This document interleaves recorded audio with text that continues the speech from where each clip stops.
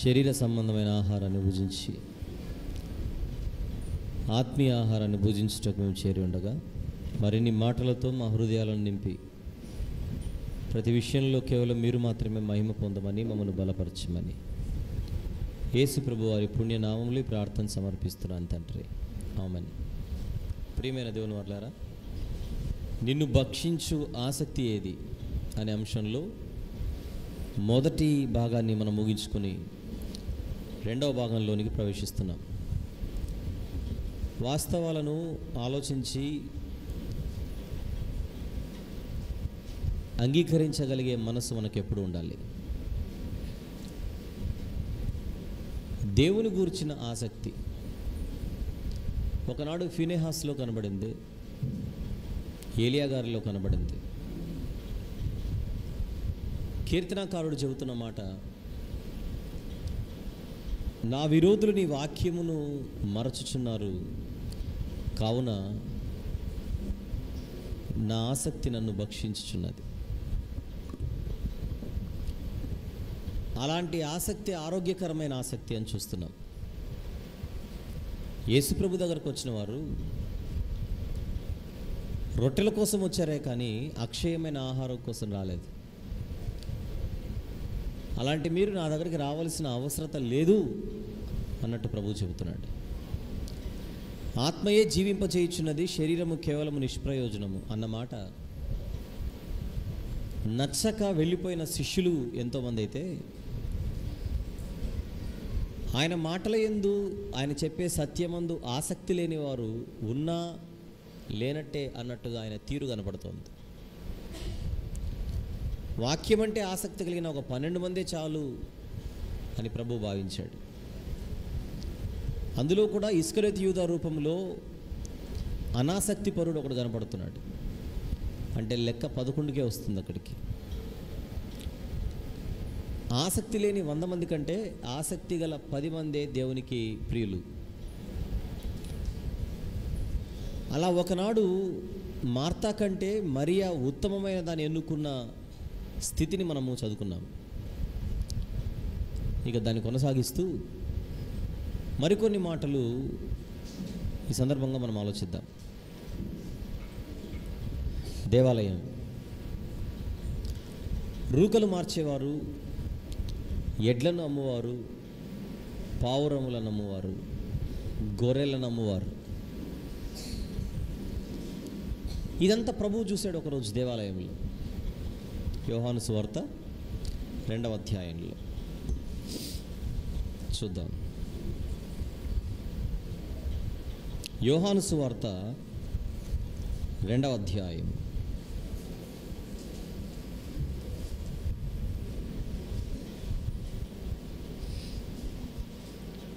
ఆ సందర్భాన్ని జాగ్రత్తగా చూద్దాం. 12 నుంచి.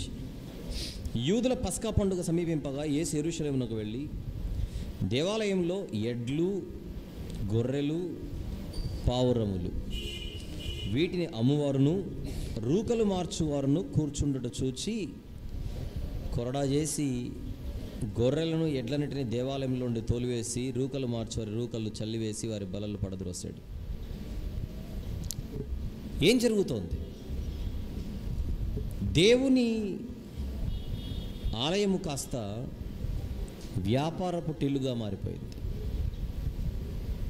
అది చూసి భరించలేకపోయాడు. దేవాలయంలో దైవ కార్యక్రమాలు జరగకుండా వ్యాపారం జరుగుతోంది. కరుణామయుడు కాస్త కొరడామయుడుగా మారిపోయాడు. దేన్ని చూసి? వ్యాపారాన్ని చూసి. వ్యాపారం చేసుకోవడానికి దేవాలయమే దొరికిందా? వ్యాపారం చేసుకోవడానికి బయట మార్కెట్ ఉందిగా. కానీ వ్యాపారానికి దేవాలయమునే అడ్డాగా మలుచుకున్న వ్యాపారస్తుల చరిత్ర ఇది. దేవాలయంలోనే ఎందుకు అమ్మాలి అని ప్రశ్నిద్దాం. దానికి ఎన్నో కారణాలు ఉండొచ్చు. ఉన్న కారణాల్లో ఒక కారణం మాత్రం ఖచ్చితమైన కారణం. పావురాలు బయట అమ్ముతారు, గొర్రెలు ఎడ్లు బయట కూడా అమ్ముతారు. దేవాలయం బయట అమ్మే వాటికి, దేవాలయంలో అమ్మే వాటికి తేడా ఉంటుంది. దేవాలయం బయట అమ్మితే మామూలు పావురం, దేవాలయం లోపల అమ్మితే ప్రేయర్ పావురం, ఆశీర్వదించబడిన పావురం అది. దేవాలయం బయట అమ్మితే మామూలు గొర్రె, లోపల అమ్మితే ప్రేయర్ గొర్రె, ఇంకొకటి ప్రేయర్ బర్రె. పనిలో పనిగా రూకలు మార్చువారు, మనీ ఎక్స్చేంజ్. యెరూషలేము దేవాలయం అంటే అన్ని దేశాల నుండి వస్తారు, ఆ కరెన్సీ ఎక్స్చేంజ్ అక్కడ జరుగుతూ ఉంటుంది. ఎయిర్పోర్ట్లో దిగగానే బయట పెట్టింటాడు మనీ ఎక్స్చేంజ్ సెంటర్స్. 2000 సంవత్సరాల క్రిందట దేవాలయంలో జరుగుతున్న వ్యాపారాన్ని చూసి త్రాళ్లతో కొరడా చేసి మళ్ళీ దిగాడు రంగంలోనికి మన ప్రభువే. అది గమనించిన శిష్యులు పావురములు అమ్మవారితో ఆయన అన్నమాట చూసి, వీటిని ఇక్కడ నుండి తీసుకొని పోండి. 16వ వచనం, నా తండ్రి ఇల్లు వ్యాపారపు టిల్లుగా చేయకూడని చెప్పాను. ఆయన శిష్యులు, నీ ఇంటిని గూర్చిన ఆసక్తి నన్ను భక్షించునని వ్రాయబడి ఉన్నట్టు జ్ఞాపకం చేసుకునేది. ఎక్కడ రాయబడింది ఇది? 69వ కీర్తన 9వ వచనంలో రాయబడి ఉంటుంది. 69వ కీర్తన 9వ వచనంలో రాయబడి ఉంటుంది. కొన్ని ఇస్తాను.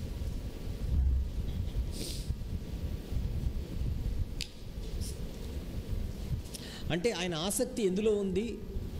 తన తండ్రి ఆలయమును ప్రక్షాళన చేయు విషయంలో ఆయన ఆసక్తి కనపడుతుంది. నీ ఇంటిని గూర్చిన ఆసక్తి నన్ను భక్షించుచున్నది. ఏంటి చూసి తట్టుకోలేకపోయాడు? ఆలయములో వ్యాపారం చూసి తట్టుకోలేకపోయాడు. ఏ వ్యాపారం జరుగుతుంది?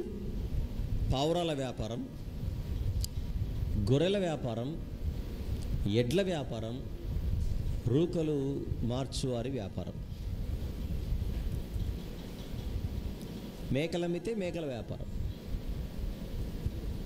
ఏ జంతువు పెడితే ఆ జంతువు వ్యాపారం. కోళ్ళను నమ్మితే కోళ్ళ వ్యాపారం, కాకులు నమ్మితే కాకుల వ్యాపారం, పెన్నులు అమ్మితే పెన్నుల వ్యాపారం, ఆయిల్ అమ్మితే ఆయిల్ వ్యాపారం. నీకేదో తగులుతోందని నా బాధ తగిలింది. ఆ రోజుల్లో జంతువులు, ఆ రోజుల్లో ప్రాణం ఉన్నవి, ఈ రోజుల్లో ప్రాణం లేనివి, అంతే. అది వ్యాపారమే, ఇది వ్యాపారమే. బైబిల్ మెడిటేషన్ కనుక, బైబిల్ ధ్యాన సదస్సు కనుక, వాక్య ధ్యాన సదస్సు కనుక ఒక ప్రశ్న అడుగుతున్నాను, ఆలోచించండి, తొందరపడకండి. ప్రేయర్ ఆయిల్ అన్న పదాన్ని మీరు విన్నారా లేదా? ఏంటి ప్రేయర్ ఆయిల్ అంటే? ఆయిల్కి ప్రేయర్ చేసి అమ్ముతారు అంతే. ఫ్రీకి ఇచ్చేది కాదండోయ్, అమ్మేది. ఆదికాండం నుంచి ప్రకటన గ్రంథం వరకు ఎక్కడైనా నూనెకు ప్రార్థన చేయమని ఉందేమో ఒక్క రెఫరెన్స్ చూపించండి నాకు. నూనెకు ప్రార్థన చేయమని లేదు, రోగికి ప్రార్థన చేయమని ఉంది. నూనెకు చేయడానికి రోగికి చేయడానికి తేడా ఉంది. నూనె రాచి ప్రార్థన చేయమన్నారు. ప్రార్థన రోగికి, ఆయిల్కి కాదు. ప్రేయర్ ఆయిల్ అనే కాన్సెప్ట్ లేదు. కానీ ఈరోజు అదే జరుగుతోంది. నా చిన్నతనం నుంచి చూస్తున్నాను ప్రేయర్ ఆయిల్ ముచ్చట. కానీ ఆ ఆయిల్ చూసేటప్పుడు అంతా కూడా నాకు ఒక ఆలోచన వచ్చేది, నేను పోయేలోపు ఆయిల్ ఒకటే చూస్తానని. కానీ ఈ మధ్యకాలంలో వస్తువులు పెరిగిపోయాయి. ఫిబ్రవరి, మార్చ్, ఏప్రిల్ మాసాలలో మన దేవాలయాలలోనే, మన చర్చిల్లోనే ఆయిల్తో పాటు కొన్ని వస్తువులు అమ్ముతున్నారు. ఒకటి పెన్ను, ఇది ప్రేయర్ పెన్ను. అంటే ఈ పెన్నుతో రాస్తే పరీక్షలు బాగా రాస్తారనేది కాన్సెప్ట్. ఆ ముక్కేదో నాకు ముందే తెలిసింటే రాత్రింబగళ్ళు కష్టపడి చదివిండేవాడిని కాదు నేను. చక్కగా 6 సబ్జెక్టులకు 6 పెన్నులు కొని ఒక్కొక్క సబ్జెక్ట్ ఒక్కొక్క పెన్తో రాసేవాడు. ఫెయిల్ అయ్యే ముచ్చట ఉండేది కాదు. ఇదేమైనా బాగుందా చెప్పండి? చదువు వచ్చినోడు, చదువుకున్నాడు పెన్సిల్ ఇచ్చినా రాస్తాడు, పెన్ ఇచ్చినా రాస్తాడు. చదువు రానోడికి 100 రూపాయల పెన్ను ఇచ్చినా రాయలేడు. 2 2 4 అని తెలిస్తే ఏ పెన్ను ఇచ్చినా రాస్తావు. 2 2 4 అని తెలియకపోతే 1000 రూపాయల పెన్ను ఇచ్చినా నీకు 4 రాయలేవు అక్కడ. ఇది చిన్న లాజిక్. అది ఇది కాదా వ్యాపారం అని అడుగుతున్నాను నేను. చెప్పండి. ప్రేయర్ పెన్నులే కాదు, ప్రేయర్ ప్యాడ్లు కూడా వచ్చాయి. పరీక్ష ప్యాడ్లు వచ్చాయి. జోక్ కాదు, రండి మా హైదరాబాద్కి.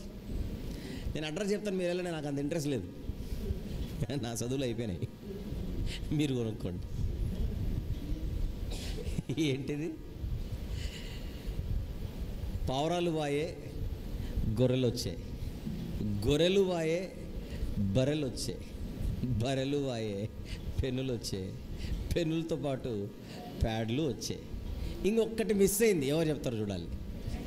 ఆహా, వెరీ గుడ్, చెప్పారు. ఏంటది?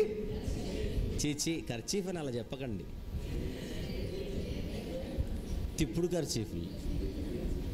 తిప్పుడు ఖర్చీఫ్లు అంటే నువ్వు గ్రౌండ్కి వెళ్తే వాళ్ళకి హ్యాండ్ ఖర్చీఫే కొని తిప్పుకోవాలంతే. తిప్పుడు. నేను చాలాసార్లు ఆలోచించాను, 200 రూపాయలు పెట్రోల్ వేయించుకొని నీ దగ్గరకు వచ్చి తిప్పుడు కోసమా?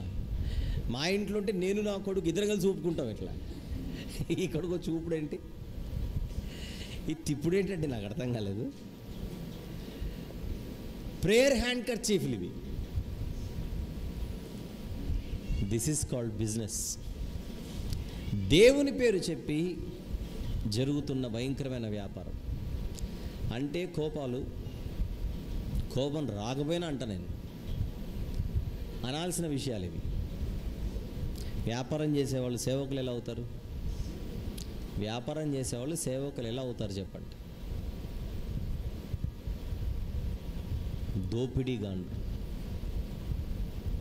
దోపిడీగాండ్ర కాపురములు వర్ధిల్లుతున్నాయి ఈరోజు.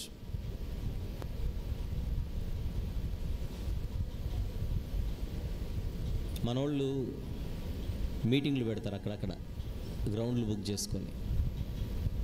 ఆ గ్రౌండ్ల రేట్లు చాలా రీజనబుల్గా ఉండేవి.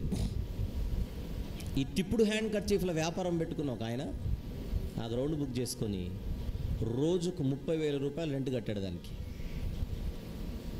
అప్పటి నుంచి గ్రౌండ్ వాళ్ళు ఎవరడినా 30,000 చెప్తున్నారు. ఒకప్పుడు 3,000కి వచ్చేది అది. ఈ తిప్పుడు స్వామి పుణ్యమా అని 3 కాస్త 30 అయింది. మనోళ్ళు ఆ గ్రౌండ్ అంటేనే అసలు ఇది మనకు సంబంధం లేదన్నట్టు వెళ్ళిపోతారు, చూసి చూడనట్టుగా. వీళ్ళని చూసి ఏం పట్టుకోవాలి దేవుడు? కొరడా. ఎందుకు పట్టుకుంటాడు? ఆసక్తి. ఏమిటి ఆసక్తి? జరుగుతున్న వ్యాపారాన్ని చూసి కొరడా జులిపించిన ఆసక్తిది. అసలు అమ్మేవాడు ఎందుకు అమ్ముతున్నాడు? కొనేవాడు ఉన్నాడు కనుక. ఇప్పుడు సమస్య ఎవరిదో చెప్పండి? అమ్మేవాడిదా కొనేవాడిదా? 10 మంది ఉంటే ఒకడు అమ్మడం మానడు. చూస్తూనే ఉండండి, త్వరలో ప్రతి వస్తువు ప్రేయర్ వస్తువు అయిపోతుంది. మీరు స్మార్ట్ ఫోన్లే చూశారు, ఇక మీరు ప్రేయర్ ఫోన్లు వస్తాయి చూడండి. ఏమిటి ప్రేయర్ ఫోన్ వల్ల ఉండే లాభం? మొదటి లాభం, మీరు హలో అంటే అది అందంగా వినపడును బయట, అది మొదటి లాభం. 2, మీరు ఆశ్చర్యపోయే సంగతి, ఈ ప్రేయర్ ఫోన్లో నుంచి నంబర్ డైల్ చేస్తే ఏకంగా కాల్ దేవునికే వెళ్తుంది అని చెప్పినా ఆశ్చర్యపోవాల్సిన అవసరం లే. మనోళ్ళు నమ్మినా ఆశ్చర్యపోవాల్సిన అవసరం లే. దేవుని నంబరే ఇస్తారు మనకు, 9800567731 అని, ఏదో ఒకటిలేండి. ప్రతిరోజు ఈ నెంబర్తో నేను దేవునికి మాట్లాడతానని మీకు ఫోన్లు అమ్ముతారు. మీరు కొని ట్రై చేస్తే దేవుడు ఎత్తాడు. మళ్ళీ రివర్స్ వచ్చి మీరు అడుగుతారు, ఎందుకు ఎత్తలేదంటే నీతో మాట్లాడడానికి ఆయన ఆసక్తి లేదు, మరి నాతో రెగ్యులర్గా టచ్లోనే ఉన్నాడు. ఎవరో ఒకరు ఖండించకపోతే ఎలా? ఎడ్యుకేట్ కావాలి మనం ఉంటున్న సమాజంలో జరుగుతున్న వ్యాపారం ఇది.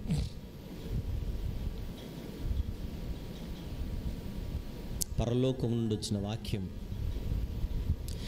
ఆ వాక్యాన్ని ఇవ్వడములో, ఆ వాక్యాన్ని అందుకోవడములో ఇచ్చేవారికి ఆసక్తి లేకపోయి, తీసుకునే వారికి ఆసక్తి లేకపోయి,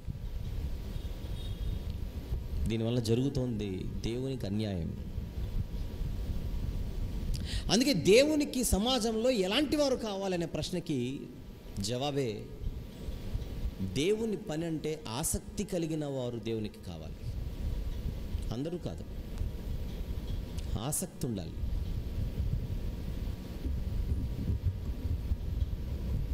పౌలు గారు కొరింథీ అనే ప్రాంతానికి ఒక పని నిమిత్తం ఒక సహోదరుల బృందాన్ని పంపుతున్నాడు. ఎందుకు? దాని కారణం, యెరూషలేములో ఉన్న పేదలైన పరిశుద్ధులు ఎవరైతే ఉన్నారో వారికి సహాయం చేయాలని ఒక ఫండ్ రైజింగ్ క్యాంపెయిన్ జరుగుతుంటుంది. యెరూషలేములో ఉన్న వాళ్ళందరూ చరస్థిరాస్తులను అమ్మి పేదలైపోయారు. కరువు కాటకాల వలన మరింత వారు పేదరికంలోనికి జారిపోయారు. జారిపోయిన వారిని ఆదుకోవడానికి పౌలు గారు అన్ని సంఘాల వారికి పిలుపునిచ్చాడు. మన వాళ్ళు బాధల్లో ఉన్నారు, ఆదుకుందామని. కొరింథీ సంఘానికి ఎప్పుడో పిలుపునిస్తే వారు తమ సమ్మతిని ఎప్పుడో తెలియజేశారు. ఇచ్చిన మాటను నెరవేర్చుకునే సమయం ఆసన్నమైంది. ఇంకా పౌలు గారు వెళ్ళి ఆ ఫండ్ అంతటిని కలెక్ట్ చేసుకొని యెరూషలేంకి వెళ్ళాలి. కానీ తాను వచ్చే ముందుగా ఒక టీంని పంపడానికి ఆయన నిశ్చయించుకున్నాడు. నేను వచ్చి కలెక్షన్ పెట్టకుండా వాగ్దానం చేసిన ఆ సొమ్మును గ్యాదర్ చేయడానికి ఒక టీంని పంపుతాడు. ఆ టీంకి నాయకత్వం వహించిందే భక్తుడైన తీతు గారు. అదే మనము తీతు గారికి వ్రాయబడిన పత్రికను చదువుతూ ఉంటాం. ఆ తీతు గారే. అయితే ఆ సంఘానికి పత్రిక రాస్తూ అసలు తీతునే నేను ఎందుకు ఎన్నుకున్నానంటే అని చెబుతున్నాడు. అది చూద్దాం ఇప్పుడు. తీతునే ఎందుకు ఎన్నుకున్నానంటే అని చెబుతున్నాడు, చూద్దాం. రెండవ పత్రిక, కొరింథీ రెండవ పత్రిక 8వ అధ్యాయం ముందుగా 16వ వచనం. కొరింథీ రెండవ పత్రిక 8వ అధ్యాయము 16వ వచనం. నీ విషయమై మీ విషయమై నాకు కలిగిన ఈ ఆసక్తినే తీతు హృదయములో పుట్టించిన దేవునికి స్తోత్రం. 17వ వచనం. అతడు నా హెచ్చరికను అంగీకరించెను, కానీ అతనికే విశేష ఆసక్తి కలుగునందున తన ఇష్టము చొప్పుననే. చూశారు ఎంత మంచి మాట? మీ యొద్దకు బయలుదేరి వచ్చు. నేను చెప్పానని కాదు రావడం తీతు. ఈ మంచి కార్యంలో, ఈ ధర్మమైనటువంటి విషయంలో నాకెంత ఆసక్తి ఉందో తీతుకంతే ఆసక్తి ఉంది, కానీ నా ఆసక్తిని బట్టి బయలుదేరలేదు. నా ఆసక్తిని బట్టి బయలుదేరలేదు. తనకు కూడా ఆసక్తి ఉంది. ఆ ఆసక్తిని బట్టే, ఆ ఆసక్తిని గమనించి తీతు అయితేనే దీనికి బెస్ట్ అని నేను పంపించాను.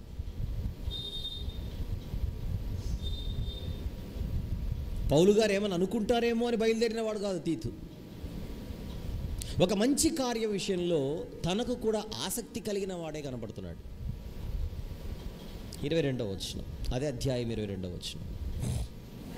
మరియు వారితో కూడా మేము మా సహోదరుని పంపుచున్నాము. చాలా సంగతులను అనేక పర్యాయములు అతని పరీక్షించి అతడు ఆసక్తి కలవాడనియు ఇప్పుడును మీ ఎడల అతనికున్న విశేషమైన నమ్మిక వల్ల నేను పంపుచున్నాను అనేది పాయింట్ అక్కడ టోటల్గా. తీతు గారికి ఏముందని అర్థమైపోతుంది? పని నిమిత్తం ఆసక్తి. ఇలాంటి వారు కావాలి దేవునికి. ఒక మంచి కార్యము చేయడానికి ఆసక్తి కలిగిన వారే దేవునికి కావాలి. పౌలు గారి ముందు ఎందరో ఉన్నారు. ఎందుకు తీతు మాత్రమే? తీతు గారు ఎన్నుకొనబడడానికి, ఈ పనికి నియమింపబడడానికి ఆయనకున్న ఆసక్తి. ఆసక్తి ఉంటేనే అక్కడ న్యాయం జరుగుతుంది. ఆసక్తి లేకపోతే బలవంతము చేత వెళితే పని ఎక్కడ జరుగుతుంది? బాధ్యతకు న్యాయం జరగాలంటే బాధ్యత తీసుకున్న వ్యక్తికి ఆసక్తి ఉండాలి.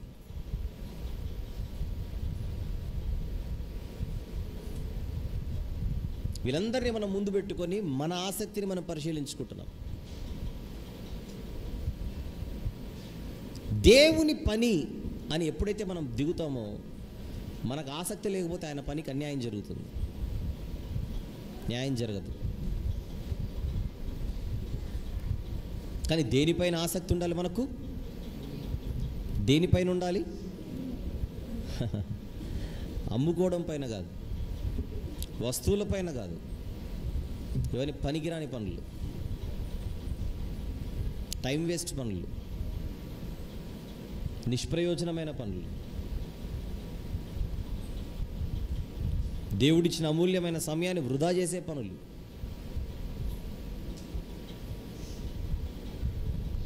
ఇలాంటి భయంకరమైన తప్పుడు త్రోవలోనికి మనం పొరపాటున కూడా జారిపోకూడదు. గుర్తుపెట్టుకోండి, పని అంటే పనే. నువ్వు వ్యాపారం చేసుకోవడానికి చాలా చోట్ల ఉన్నాయి, చాలా ప్రాంతాలు ఉన్నాయి. నువ్వు దేవుని పేరు చెప్పి వ్యాపారం చేసుకోవాల్సిన అవసరంలా.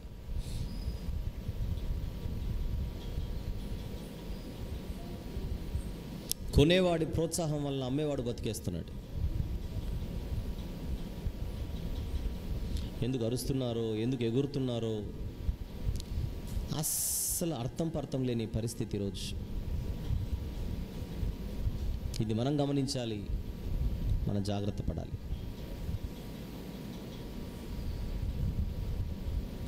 శాంతికి, సమాధానానికి చిరునామాగా ఉన్న యేసుప్రభే కొరడా పట్టుకున్నాడంటే ఆయనకి ఎంత అది ఇరిటేషన్ తెప్పించి ఉంటుందో ఆలోచించండి. తప్పుడు మాటలు, అబద్ధపు మాటలు,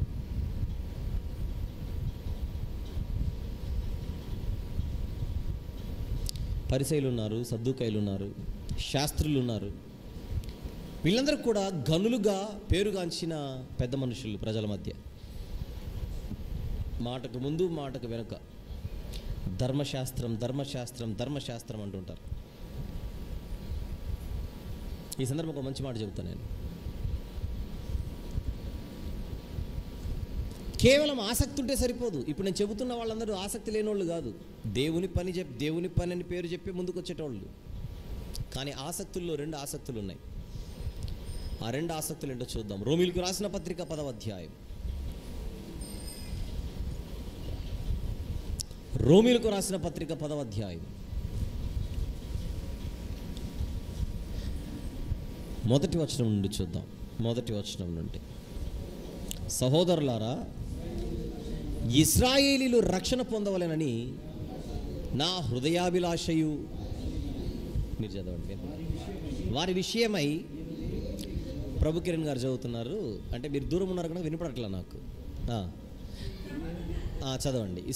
సహోదరులారా, ఇశ్రాయేలీలు రక్షణ పొందవలెనని నా హృదయాభిలాషయు వారి విషయమై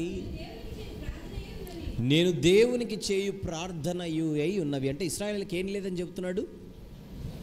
రక్షణ లేదు. అందరు అది గుర్తుపెట్టుకోండి. రక్షణ లేదు, అందరు గుర్తుపెట్టుకోండి. నెక్స్ట్ వచనం, వారు దేవుని యందు ఆసక్తి గలవారని. ఇదేంటి ఇక్కడ కొసమెరుపు? వారిని గురించి నేను సాక్ష్యం ఇచ్చుచున్నాను. వీళ్ళు ఇశ్రాయేలీలు అన్న వాళ్ళకి ఏమున్నది ఏమి లేదని అర్థమైంది. మీకు చెప్పండి. ఆసక్తి ఉంది, రక్షణ లేదు. ఆసక్తి లేక రక్షణ లేదంటే దానికి అర్థం ఉంది, కానీ ఆసక్తి ఉండి రక్షణ ఎందుకు లేదు? ఆసక్తి ఉండి రక్షణ ఎందుకు లేదు? అలా ఆలోచించాలి బైబిల్. మనం చదువుకుంటూ వెళ్ళిపోతే అది ఏదో పూర్తి చేసామని డైరీలు రాసుకోవడానికి తప్ప దేనికి పనికిరాదు. ఎన్నిసార్లు చదవలేదు ఈ మాట? ఎప్పుడు చదివినదే. ఆ ప్రశ్న వేయలేదు మనం. రక్షణ లేదు అన్నాడు, హ్యాపీ, మంచోళ్ళు కాదనుకుందాం. ఇక్కడ మంచోళ్ళు కాదనే పాయింట్కి మళ్ళీ తోవ లేకుండా వాళ్ళకు దేవుడు అంటే అమితాసక్తి అని చెప్తున్నాడు అక్కడ. మళ్ళీ ఆ వర్షం చదవండి. వారు దేవుని యందు ఆసక్తి గలవారని వారిని గురించి సాక్ష్యం ఇచ్చుచున్న. ఆసక్తి ఉంది, రక్షణ లేదు. ఆసక్తి ఉన్నా రక్షణ ఎందుకు లేదని అడిగితే నెక్స్ట్ మాట, అయినను వారి ఆసక్తి జ్ఞానానుసారమైనది కాదు. ఇదన్నమాట. అంటే ఆసక్తుల్లో 2 రకాలు ఉన్నాయా? జ్ఞానానుసారమైన ఆసక్తి, అజ్ఞానానుసారమైన ఆసక్తి, జ్ఞానము లేని ఆసక్తి. అంటే ఆసక్తి ఒకటి ఉంటే సరిపోదన్నమాట. ఆ ఆసక్తికి జ్ఞానం తోడవ్వాలి. బాగుంది. ఆసక్తికి జ్ఞానం తోడవకపోతే, ఆసక్తితో పాటు జ్ఞానం లేకపోతే నువ్వు కోరుకుంటున్న రక్షణ నీకు రాదు. ఈ అమ్ముడు కొనుడు ఇదంతా ఇదే. ఆసక్తి లేక కొనట్ల, ఆసక్తి ఉండే కొంటున్నారు. ఆసక్తి లేక అమ్మట్ల, ఆసక్తి ఉండే అమ్ముతున్నారు. అక్కడ ఆసక్తి లేదని చెప్పట్లేదు నేను. అమ్మేవాడు యేసుప్రభు పేరే చెప్తున్నాడు, కొనేవాడు యేసుప్రభు పేరే చెప్తున్నారు. ప్రభు పేరు చెప్పే కొనుడు, ప్రభు పేరు చెప్పే అమ్ముడు.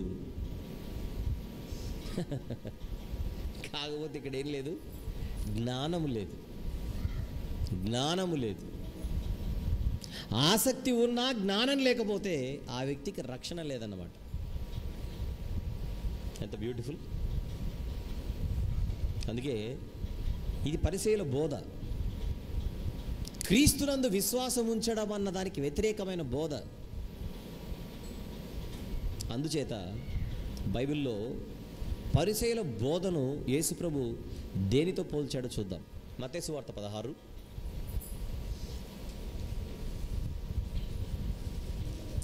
మత్తయి సువార్త 16వ అధ్యాయం ముందుగా 6వ వచనం. అప్పుడు యేసుప్రభు వారు, చూచుకొనుడి, పరిసయ్యులు సద్దూకయ్యులు అను వారి పులిసిన పిండిని గూర్చి జాగ్రత్త అన్నాడు. పులిసిన పిండి అనేసరికి శిష్యులు, మనం రొట్టెలు తీసుకొని రాలేదు, అందుకే ఇండైరెక్ట్గా చెప్పాడు అని ఆయన అపార్థం చేసుకున్నారు. అప్పుడు యేసుప్రభుకు వెంటనే బీపీ రేజ్ అయ్యి 11వ వచనంలో ఏమంటున్నాడు చూడండి. నెక్స్ట్ కింద, నేను రొట్టెలను గూర్చి మీతో చెప్పలేదని మీరు ఎందుకు గ్రహించరు? రొట్టెల గురించి కాదు సబ్జెక్ట్ ఇక్కడ. నెక్స్ట్, పరిసయ్యులు సద్దూకయ్యులు అను వారి పులిసిన పిండిని గూర్చి జాగ్రత్త పడుడని చెప్పాను. 12వ వచనం. అప్పుడు రొట్టెల పులిసిన పిండిని గూర్చి కాదు కానీ పరిసయ్యులు సద్దూకయ్యులు అను వారి బోధను గూర్చి జాగ్రత్త పడవలెనని ఆయన తమతో చెప్పానని వారు. అంటే బోధల్లో ఒక రకమైన బోధ ఉందన్నమాట. ఏమిటా బోధ? పులిసిన పిండి బోధ. అంటే పులిసిన బోధ, పులియని బోధ, రెండు బోధలు ఉన్నాయి. ఈ పరిసయ్యుల బోధ పులిసిన బోధ, సద్దూకయ్యుల బోధ పులిసిన బోధ, శాస్త్రుల బోధ పులిసిన బోధ. ఈ బోధంతా కూడా వాళ్ళు ఆసక్తి కలిగే చేస్తారు. మళ్ళీ ఆసక్తితోనే వాళ్ళు చేయడం, ఆసక్తితోనే ప్రజలు వినడం. కానీ దానికి పెట్టిన పేరేంటి? పులిసిన బోధ యందు ఆసక్తి కలిగిన వాడు రక్షణ లేనివాడు. పులిసిన బోధ యందు ఆసక్తి కలిగిన వాడు రక్షణ లేనివాడు, రోమపత్రిక 10 ప్రకారంగా. మరి ఏ బోధ మనకు కావాలి చూద్దాం. కొరింథీ మొదటి పత్రిక 5వ అధ్యాయం 8వ వచనం. కొరింథీ మొదటి పత్రిక 5వ అధ్యాయము 8వ వచనం ప్లీజ్. గనుక పాతదైన పులిసిన పిండితోనైనను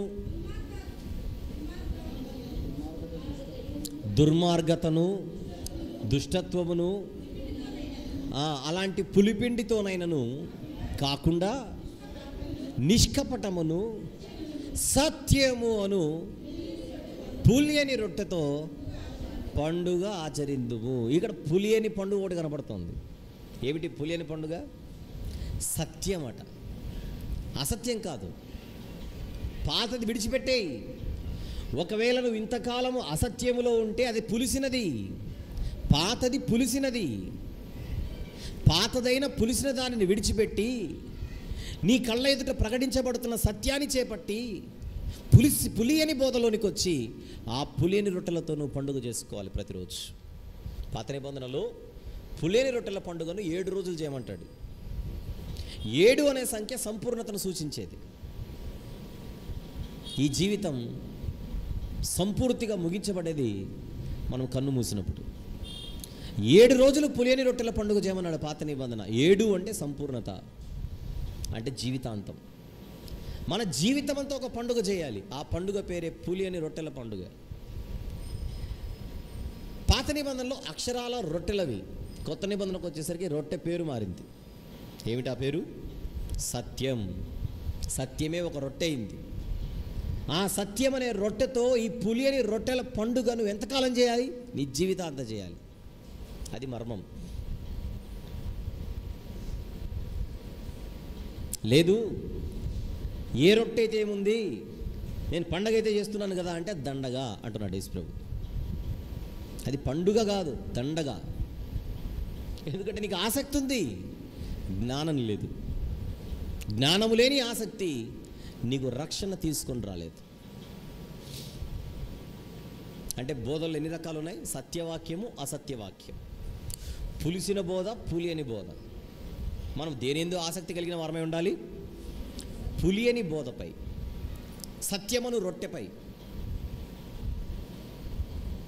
లేదంటే మన గురించి కూడా అలానే అంటాడు, పలానా చోటున్న వాళ్ళు రక్షణ పొందవాలని నా హృదయాభిలాషే ఉన్నది, వారికి దేవుని యందు ఆసక్తి కలదని నేను సాక్ష్యం ఇస్తున్నాను, అయినను వారి ఆసక్తి జ్ఞానానుసారమైనది కాదు అన్న స్టేట్మెంట్ మన గురించి వస్తుంది. బాగుంటుంది ఆ స్టేట్మెంట్ మన గురించి చెబితే. సత్యము విని, సత్యము నేర్చుకొని, సత్యమందు ప్రతిష్ఠింపబడాలన్న ఆసక్తి నిన్ను భక్షించాలి.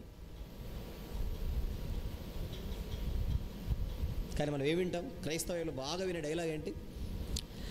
దేవుడు ఆయనకు అలా బయలుపరిచాడండి, ఈయనకు అలా బయలుపరిచాడండి. ఒకటే దేవుడు ఒక్కొక్కరికి ఒక్కొక్కలా బయలుపరుస్తాడా? ఎట్లా రాజీ పడుతున్నాం చూడండి. ఎలాంటి రాజీకి వచ్చేస్తున్నాం మనం బోధ విషయంలో.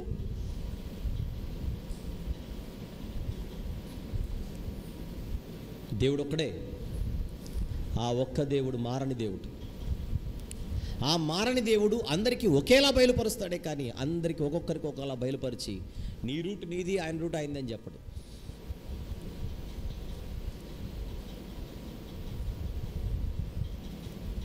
బైబిల్ పట్టుకోవడం తప్పు కాదు, బైబిల్పై పట్టు తెచ్చుకోకపోవడం తప్పు.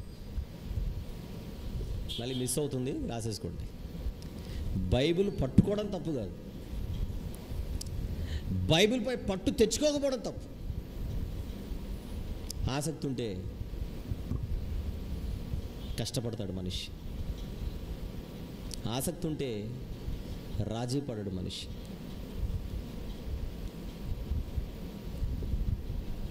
ఈ జీవితం సరిపోదు, అంత పెద్దది బైబిల్.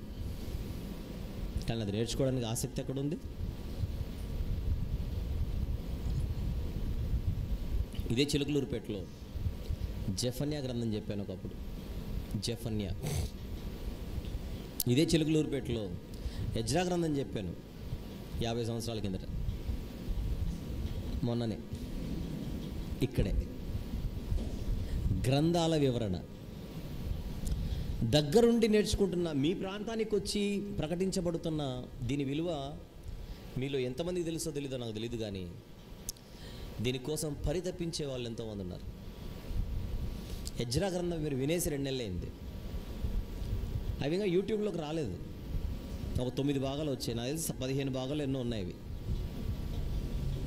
15 భాగాలకు గాను 9 భాగాలే రోజు ఫోన్లో వస్తాయి. 10 ఎప్పుడు అని. ఒక సహోదరుడు అంటాడు, ప్రతిరోజు నేను ఇంటికి వస్తానని నా భార్య నా కోసం ఎదురు చూస్తుందండి, నేను ఎంత లేటుగా వచ్చినా. కానీ నా భార్య నా కోసం ఎదురు చూడడం కంటే ఎజ్రా గ్రంథంలోని నెక్స్ట్ పార్ట్ ఎప్పుడు వస్తుంది నా ఎదురు చూపులు ఎక్కువైనా నాకు అంటున్నాడు. అంటే అది చెప్పడానికి అతను ఎలాంటి ఎగ్జాంపుల్ ఎత్తుకున్నాడు చూడండి. విని తేరుకోవడానికి నాకు 2 నిమిషాలు పట్టింది. మళ్ళీ అలా పరితపించిపోతున్నారు. కానీ మీ ప్రాంతంలోనే గ్రంథాలు ఎక్కువగా ప్రకటింపబడుతున్నాయి. ఇక్కడ అన్నవాళ్ళకున్న ఆసక్తి ఎంత గొప్పదంటే, నేను పొరపాటున అన్నాను అనుకోండి, నాకు ఎజ్రా గ్రంథం చెప్పాలని ఉంది అన్నాను అనుకోండి, అనడమాలేసే వాళ్ళు ఆమెనని వేసుకొని ఉంటారు లోపల. అలానే జరిగింది. ఎజ్రా గ్రంథం జరగాల్సింది మిర్యాలగూడలో, యాక్చువల్లీ ఇక్కడ కాదు. పాపం చెప్పారు, మిర్యాలగూడలో ఎజ్రా గ్రంథము వివరించడానికి మేము డేట్లు తీసుకుంటాం, మీరు సిద్ధపడండి అని చెప్పారు. అక్కడ సహోదరులు సిద్ధపడలేకపోయారు. లేదంటే విజయవాడ అని అనుకున్నారు. విజయవాడలో కూడా మనోళ్ళు సిద్ధపడలేకపోయారు. ఎజ్రా గారు యాక్చువల్గా విజయవాడలో కానీ మిర్యాలగూడలో కానీ ఆయన దిగాలి ఫ్లైట్.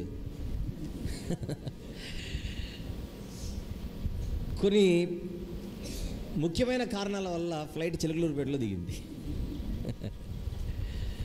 ఎంత ధన్యత అది.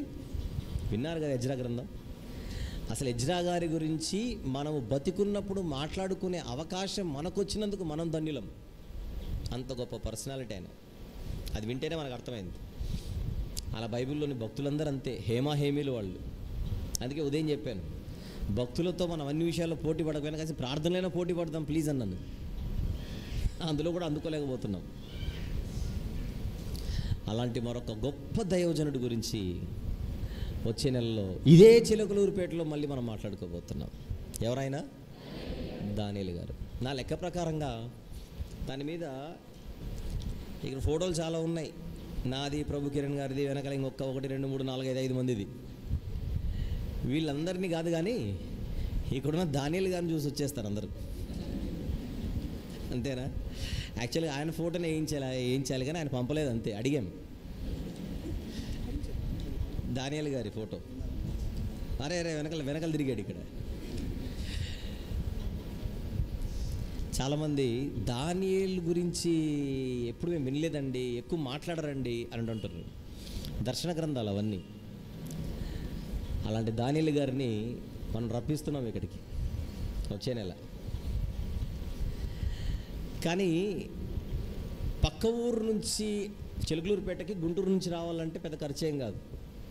విజయవాడ నుంచి రావాలన్నా పెద్ద ఖర్చేం కాదు. హైదరాబాద్ నుంచి అయినా, అదే వేరే దేశం నుంచి రావాలనుకోండి, ఫర్ ఎగ్జాంపుల్ ఏ దుబాయ్ నుంచో ఏ ఆస్ట్రేలియా నుంచి అమెరికా నుంచి రావాలంటే కొంచెం ఖర్చు ఎక్కువ అవుతుంది. మనం రానుపోయిన టికెట్లు పెట్టుకోవాలి, ఎవరికైనా ఖర్చులు ఎక్కువ ఉంటాయి. కానీ దానియేలు గారు వేరే లోకం నుంచి రావాలి, దానికి ఖర్చు కొంచెం వేరేలా ఉంటుంది. పక్క ఊరు అయితే ఒకరిద్దరు రప్పించవచ్చు. అంత దూరం నుంచి రప్పించాలంటే కొంచెం ఖర్చు భారీ స్థాయిలోనే ఉంది. దగ్గర మనకు ఒక 12 నుంచి 14 లక్షలు అవుతుంది. అధ్యాయాలు 12 కదా, ఒక్కొక్క అధ్యాయానికి 1 లక్ష అన్నట్టు. అందువలన ఒకరు ఇద్దరంటే కష్టం కనుక అందరూ కలిసి రప్పిస్తే ఎలా ఉంటుందా అని ఆలోచిస్తున్నా నేను. నాకున్న ఆసక్తి, మీ ఆసక్తి ఏంటో చెప్పండి. మరి రప్పిద్దామంటారా వద్దంటారా? రప్పిద్దామనేటి వాళ్ళందరూ చేయెత్తండి, అలానే ఎత్తండి, ఫోటో తీసుకుంటాను. మీ ఎత్తిన చేతులు దేవుడు చూశాడు. ఆమెన్. జాగ్రత్త. ఎందుకు ఎత్తారో మీకు గుర్తుందని అనుకుంటున్నాను. రమ్మని చెప్పడానికి కాదు, రప్పిస్తామని చెప్పడానికి. అంటే ఉన్న విషయం చెప్తున్నాను. ఒక నెల కిందట మేము కలుసుకున్నాం ఇక్కడే చిలకలూరుపేట. కేవలం మీటింగ్స్ గురించి మాట్లాడడానికి నేను వచ్చాను. ఒక నెలన్నర కిందట కూర్చొని అందరం కలిసి బడ్జెట్ వేస్తే దగ్గర మనకు 12 నుండి 14 లక్షలు అవుతుంది. అన్ని ఖర్చులు, పబ్లిసిటీకి, మొత్తం అన్నిటికి కలిపి. నిజానికి దేవుని వాక్యాన్ని మనం ఎంత పెట్టినా కూడా మనం దాన్ని వెల కట్టలేనంత గొప్పది వాక్యం. కానీ ఎక్కువ మందికి వినిపించాలంటే ఆ స్థాయిలో మనము మీటింగ్స్ పెట్టక తప్పదు.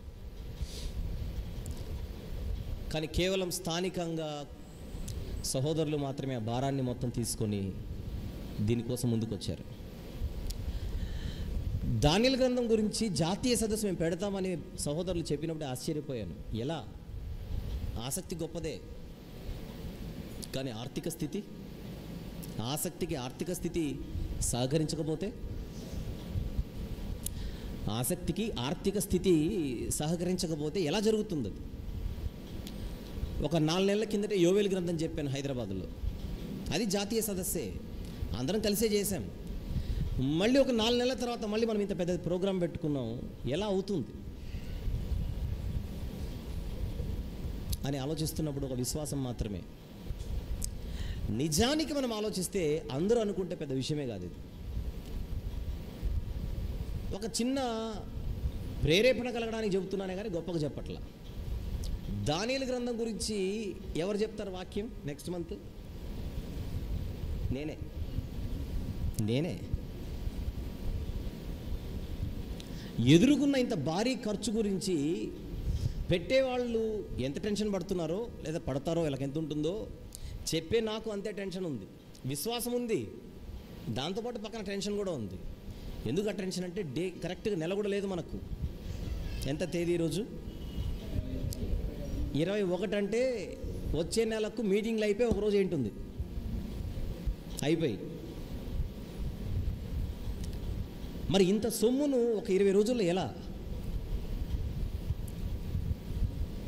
నా వంతు ప్రయత్నంగా నాకున్న పరిధిలో నేనంతో ఇంతో వారిని ప్రేరేపించి నడిపించి 1,00,000 నుండి 1,50,000 వరకు నేను పోగు చేస్తున్నాను. 1,00,000 నుండి 1,50,000 వరకు నా పరిధిలో. అంతకుమించి వెళ్ళట్లేదు నా బండి. సరే 12 లక్షలు అనుకుందాం. 12లో 1,50,000 తీసేయండి. ఇంకెంత ఉంది ఇంకా ఖర్చు మన ముందు? 10,500 ఉంది. ఈ 10,500 లక్షలు ఎక్కడి నుంచి రావాలి? అది ప్రశ్న. మనీ కావాలి, పని కావాలి, గుణవంతులు కావాలి, పనివంతులు కావాలి, మనీవంతులు కూడా కావాలి. ఇవన్నీ కావాలంటే దేవుని పని జరగాలి ఎలాగైనా సరే అనే డాష్ మనకు ఉండాలి. అదనమాట. ఈ ఆసక్తి మనలో ఎంతమందిని భక్షిస్తున్నది అనేది పాయింట్. ఇది 4వ సదస్సు. నేను మొదటి సదస్సు పెట్టాను హైదరాబాదులో. డబ్బులు అడ్జస్ట్ అవ్వక ఒక చోట ఒక 3 లక్షలు అప్పు తీసుకున్నాను. మొదటి సదస్సు 4వది వచ్చింది ఇప్పుడు. మొదటి సదస్సుకు సంబంధించిన అప్పులు ఇంకా కడుతున్నాను. ఎందుకు చెప్తున్నాను మీకు. ఆ వడ్డీలు ఇప్పటికి కడుతున్నాను. నన్ను వచ్చి ఎవరు అడిగారు అవసరమా అని. అవసరమా? మీకు కూడా అలానే అనిపించుంటుంది అవసరమా అని. నిజం చెప్పండి, అనిపించే ఉంటుంది. మొదటి సదస్సు పెట్టిన తర్వాత అప్పు చేసి పెట్టాల్సిన అవసరం ఏముందని అడగొచ్చు మీరు. ఆ మొదటి సదస్సులో ఎలాంటి వాక్యాలు విన్నారో అది గుర్తున్న వాళ్ళు ఆ మాట అన్నారు. 2వ సదస్సులో ఎలాంటి వాక్యాలు విన్నారో అది గుర్తున్న వాళ్ళు ఆ మాట అంటారు. 3వ సదస్సులో యోవేలు గ్రంథం విన్న మీరు అప్పు కాదు కదా తలకాయ తాకట్టు పెట్టైనా తేవచ్చు అని మీరు అనాలి. అలాంటి గ్రంథాలు అవి. ఆయుష్ చిన్నది, సరుకు ఎక్కువ ఉంది.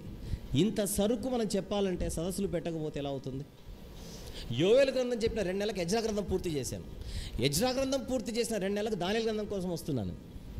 ఇలా 66 పుస్తకాలను మనం పూర్తి చేస్తే మనం బతుకున్నప్పుడే తరతరాలకు ఒక మెటీరియల్ ఇచ్చి వెళ్ళిపోయిన వాళ్ళం అవుతాం. నేను బతికేది అదొక్కదాని కోసమే. నేను ఊపిరి పీల్చేది అదొక్కదాని కోసమే. నేను పోయేలోపు 66 పుస్తకాలు చెప్పి చావాలి. అది నా టార్గెట్. అది జరగాలంటే నాకు 60 ఏళ్ళు వచ్చేందుకు వెయిట్ చేస్తే 60కి 66 అన్నట్టుగా అది అవ్వదు. టైం ఉన్నప్పుడే చెప్పేసుకోవాలి. ఈ టెక్నాలజీ వచ్చింది కనుక మనం బయటకు పంపించేసామనుకోండి, ఇక మనిషి ఉన్నా లేకపోయినా వెళ్ళిపోతాయి. మనిషి ఉన్నా లేకపోయినా దాన్ని ఎవరు ఆపలేరు. ఇక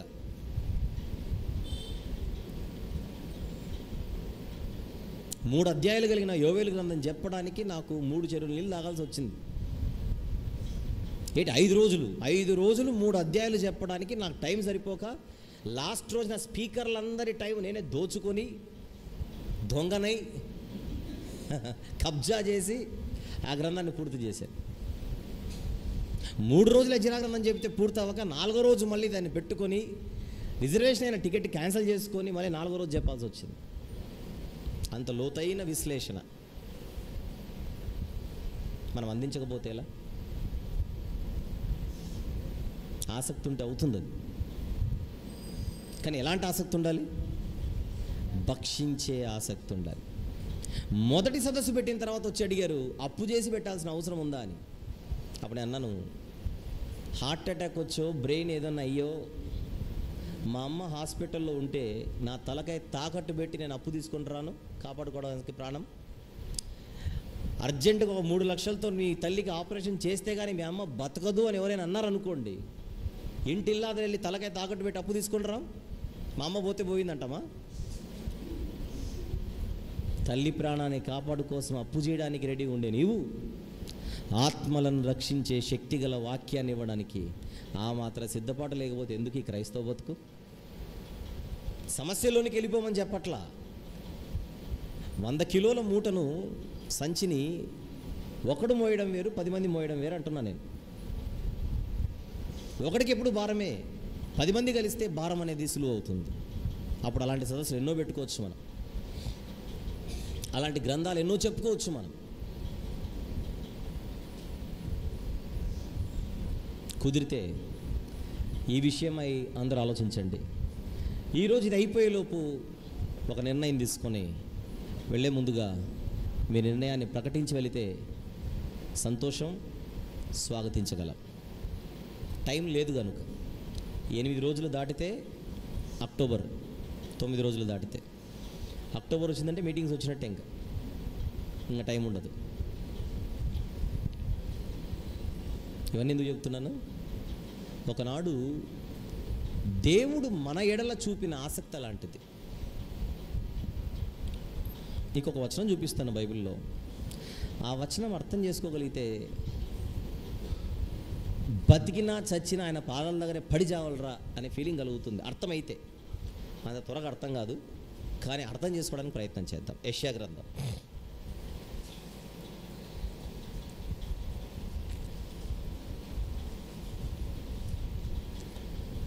9వ అధ్యాయం 7వ వచనం చూద్దాం. 6 మీకు బాగా తెలుసు. ఏలైనగా మనకు శిశువు పుట్టెను, కుమారుడు అనుగ్రహించబడెను, ఆయన భుజముల మీద రాజ్యభారమును. ఇప్పుడు 7 చదవండి.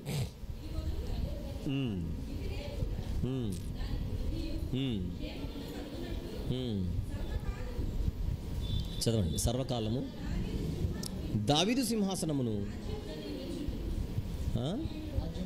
రాజ్యమును నియమించును, న్యాయము వలనను నీతి వలనను రాజ్యము స్థిరపరచబడును. అతడు సింహాసనాసీనుడై, అతడు అంటే యేసు ప్రభు, అతడు సింహాసనాసీనుడై రాజ్యపాలన చేయును. సైన్యములకు అధిపతియగు యెహోవా ఆసక్తి కలిగిన వాడై దీనిని నెరవేర్చును. అంటే భూమి మీద రాజ్యస్థాపన చేయడానికి ముందుగా ఆసక్తి ఎవరిది? పరలోకపు తండ్రిది. ఆ రాజ్యమే ఈరోజు భూమి మీద ఉన్న క్రీస్తు సార్వత్రిక సంఘం. సంఘము ద్వారా సమాజానికి జ్ఞానము ప్రకటింపబడాలి అనేది దేవుని ఆలోచన, అనాది సంకల్పం. ఈ అనాది సంకల్ప నెరవేర్పులో భాగంగా మనమందరము కూడా ఎన్నుకొనబడిన వారు. ఆయన ఆసక్తి కలిగి మనకు దగ్గర అవుతుంటే మనం అనాసక్తితో దూరం అయితే ఏమైనా అర్థం ఉందా? ఆయన ఆసక్తి కలిగి మనకు సమీపం అవుతుంటే ఆసక్తి చూపక మనము దూరం అయితే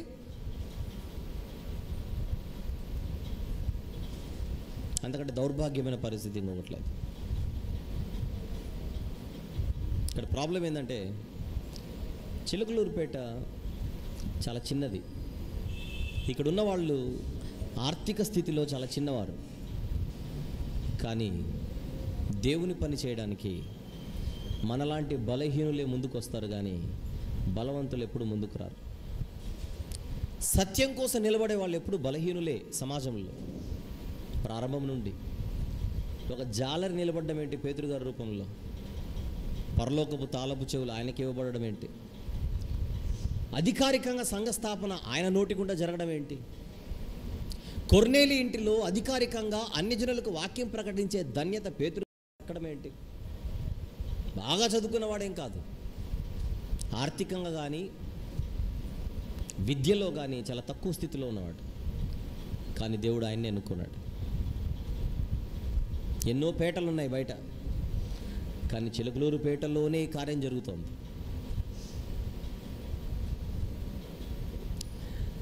బెత్లెహేము చాలా చిన్నదే, కానీ అక్కడే పుట్టాడు ఆయన, లోకానికే వెలుగయ్యాడు. మనమున్న ప్రాంతం చిన్నది కావచ్చు, సమాజంలో మన స్థితి చిన్నది కావచ్చు, కానీ మన ఆసక్తి గొప్పదై ఉంటే అపవాది ఆసక్తి ముందు నిలబడలేడు. కాకపోతే ఆసక్తి ఏ అనుసారమైనదే ఉండాలి? జ్ఞానానుసారమైనదే ఉండాలి. జ్ఞానం విషయంలో ఆసక్తి చూపుతాం, సత్యం విషయంలో ఆసక్తి చూపుతాం. నేను ఎప్పుడూ ఒకటి అనుకుంటుంటాను, నిజంగా చెబుతున్నాను, నేను ఎలాంటి ఆలోచనలతో ఉన్నానో, ఎలాంటి విషయాలు బైబిల్లో నుంచి చెప్పానో, చెబుతున్నానో, చెప్పబోతున్నానో అది నాకు బాగా తెలుసు. కానీ దాని విలువ నేను బతికుండగా తెలియదేమో అనిపిస్తుంటుంది ఒక్కొక్కసారి. నేను పోయిన తర్వాత ఒక్కసారి నేను చెప్పిన విషయాలు అలా చూస్తుంటే, ఇన్ని చెప్పాడా బతుకున్నప్పుడు మేము వినలేకపోయామే అని అప్పుడు కళ్ళు తెరుచుకుంటారేమో సమాజం. ఒకటే ఒక కారణం చేత అప్పుడప్పుడు నేను బాధపడుతుంటాను. చెప్పే సరుకు నాకున్న అందించే స్తోమత లేకపోయి. చెప్పే సరుకు నా దగ్గర ఉంది, కానీ ప్రజలకు అందించే స్తోమత లేదు.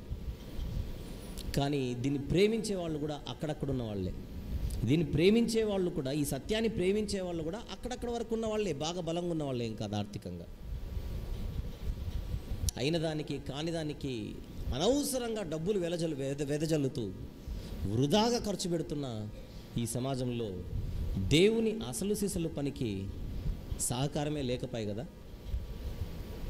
కానీ దేవుని పని ఆగదు. ఏలియా గారికి ఆహారం అవసరమైనప్పుడు పక్షులతోనే పంపించాడు దేవుడు. పని ఆగుతుందని చెప్పట్లా, కానీ అపవాది వాడి యుద్ధం ఇలా ఉంటుందని చెబుతున్నా నేను. అభ్యంతరములు అపవాది తంత్రాలలో ఒకటి సేవకుల పనికి అభ్యంతరాలు, ఆటంకాలు కలుగజేయడం. రెఫరెన్స్ ఇస్తాం మీకు. తెస్సలోనిక మొదటి పత్రిక 2వ అధ్యాయం.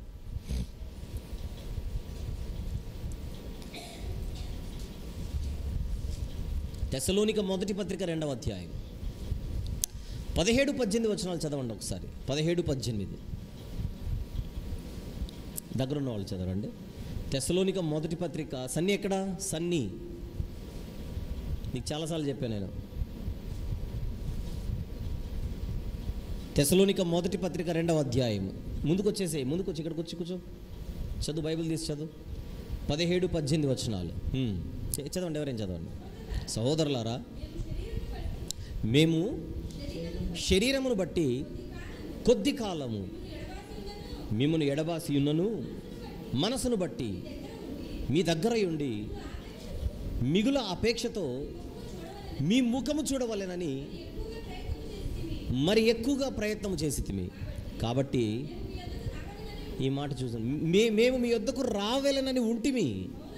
పౌలను నేను పలుమార్లు రావాలనని ఉంటిని, కానీ అది పాయింట్. సాతాను మమ్మును అభ్యంతరపరచను. రావాలని మాకుంది, కానీ సాతాను ఆటంకాలు ఇవి. చెప్పాలని ఉంది, కానీ చెప్పే వాతావరణం లేని స్థితి. ఎవడి తంత్రం ఇది? అపవాది తంత్రం. కానీ అపవాదితో అందరూ కలిసి యుద్ధం చేస్తే ఆ సీనే వేరే ఉంటుంది.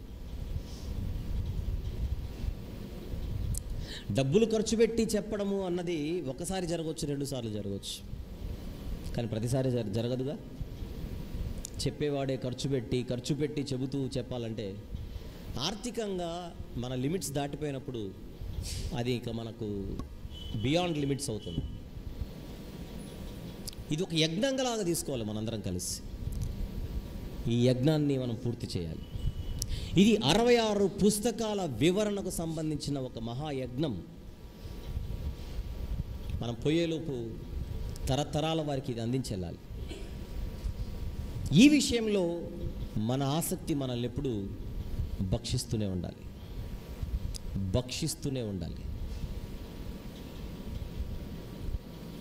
ఇంకొన్ని మాటలు చూద్దాం.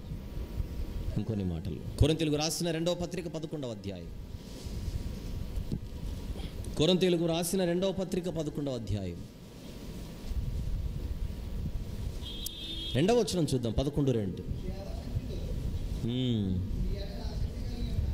దేవాసక్తితో మీ ఎడల నేను ఆసక్తి కలిగి ఉన్నాను. ఆసక్తి, అందరికీ ఆసక్తే. ఫినెహాసుకు ఆసక్తి, ఏలియా గారికి ఆసక్తి, పౌలు గారికి ఆసక్తి, తీతు గారికి ఆసక్తి, యేసుప్రభుగా ఆసక్తి. ఈ ఆసక్తి అందరు నడిపిస్తోంది. చివరకు సైన్యములకు అధిపతియగు యెహోవా అంటాడు కదా యెషయా గ్రంథంలో. ఆసక్తి కలిగి దీనిని నెరవేర్చిన అందరికీ ఆసక్తి ఉంది. దైవజనులందరికీ దేవాసక్తితో నేను మీ వద్దకు వచ్చుచున్నాను. ఇంకా ఏం చెబుతున్నారో చూద్దాం. రోమీలకు రాసిన పత్రిక 12వ అధ్యాయం. రోమీలకు రాసిన పత్రిక 12వ అధ్యాయం 11వ వచనం చూద్దాం. 11. ఆసక్తి విషయములో మాంద్యులు కాక ఆత్మయందు తీవ్రత కలిగిన వారై ప్రభువును సేవించుటే. ఏమన్నాడు? ఆసక్తి విషయంలో మాంద్యులు కాక. ఆసక్తి విషయంలో మాంద్యులు కాక ఏం చేయాలట? ఆత్మయందు తీవ్రత. ఆత్మయందు తీవ్రత అంటే దుప్పి నీటివాగుల కొరకు ఆశపడినట్లు మన ప్రాణము దేవుని కొరకు, ఆయన మాటల కొరకు తృష్ణ కొనాలి, పరితపించుకోవాలి. ఎడారిలో నీటి కోసం ఎలాగైతే తహతహలాడుతాడో మనిషి, ఆ రీతిగా మన ఆత్మ పరితాపము ఈ పట్టలేనంతగా మారిపోవాలి. ప్రియమైన దేవుని వాళ్ళ, ఎంత గొప్ప ధన్యత మనము దేవుని వాక్యం నేర్చుకునే అవకాశం ఈ భూమి మీద దొరకడం. ఎంత గొప్ప ధన్యత ఈ రోజుల్లో మనం బతుకున్న కాలంలో వాక్యాన్ని నేర్చుకునే అవకాశం మనకు దక్కడం, మాట్లాడుకునే అవకాశం దక్కడం. చైనా దేశంలో అయితే సొరంగ సంఘాలు అని ఉంటాయి, తెలుసా మీకు? అండర్ గ్రౌండ్ సంఘాలు. అండర్ గ్రౌండ్ సంఘాలు అంటే వాళ్ళున్న ప్రాంతంలో బయట చర్చిలు కనపడితే లేపేస్తారు, చర్చితో పాటు మనుషులను లేపేస్తారు. అందుకు వాళ్ళు భూమి లోపల ఎవరికీ తెలియకుండా లోపలెక్కడో వాళ్ళు కూడుకుంటూ శబ్దం అనేది బయటికి రాకుండా జాగ్రత్త పడి ఆ లోపలే ప్రార్థనలు, ఆ లోపలే పాటలు, ఆ లోపలే వాక్యం. ఎంత గొప్ప ఆసక్తి! కానీ దేవుడు మనకు అలాంటి స్థితి వల్ల ఎంత చక్కగా హాయిగా ఓపెన్గా మాట్లాడుకునే అవకాశం.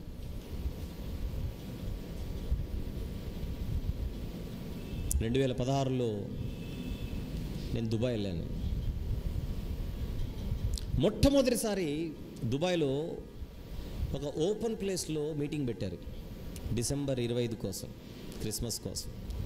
2 రోజుల ముందు పెట్టారు, ప్రీ క్రిస్మస్ లాగా. డిసెంబర్ 23 అనుకుంటాను. అక్కడ ఓపెన్ గ్రౌండ్ అంటే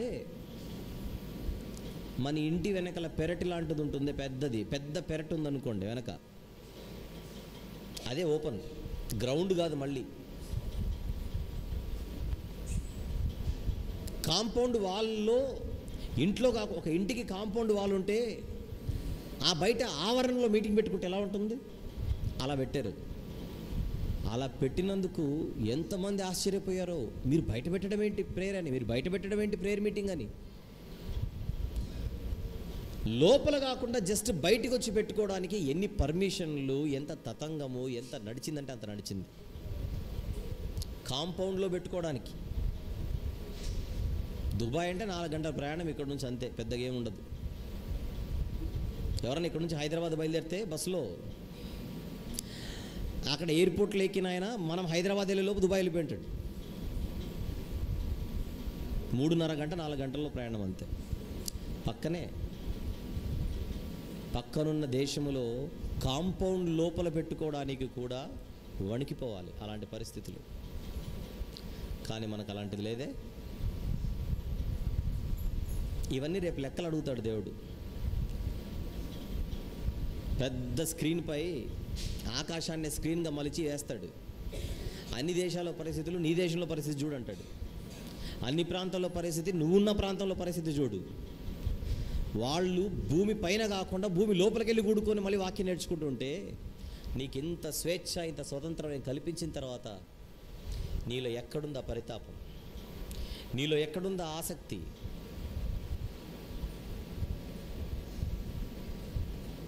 ఆసక్తి విషయంలో మాంద్యులు కాకండి అంటున్నాడు. 14వ అధ్యాయం, అదే రోమీలకు రాసిన పత్రిక 14, 19వ వచనం. 19వ వచనం. కాబట్టి సమాధానమును పరస్పర క్షేమాభివృద్ధిని కలుగజేయ వాటినే ఆసక్తితో అనుసరించుడి. క్షేమాభివృద్ధిని కలుగజేయు వాటిని ఆసక్తితో అనుసరించుడి. సమాధానం ఇచ్చేదే దేవుని వాక్యం, సువార్త. సమాధాన సువార్తను ప్రకటించే విషయంలో మీరు ఆసక్తి కలిగిన వారే ఉండాలి. ఇన్ని మార్లు మనకు పదే పదే వాక్యంలో కనపడుతున్నప్పుడు దాని విషయమే మనం సీరియస్గా తీసుకోకుండా దానిపై మనం ఫోకస్ పెట్టకపోతే అది చాలా దరిద్రమైనటువంటి పరిస్థితి.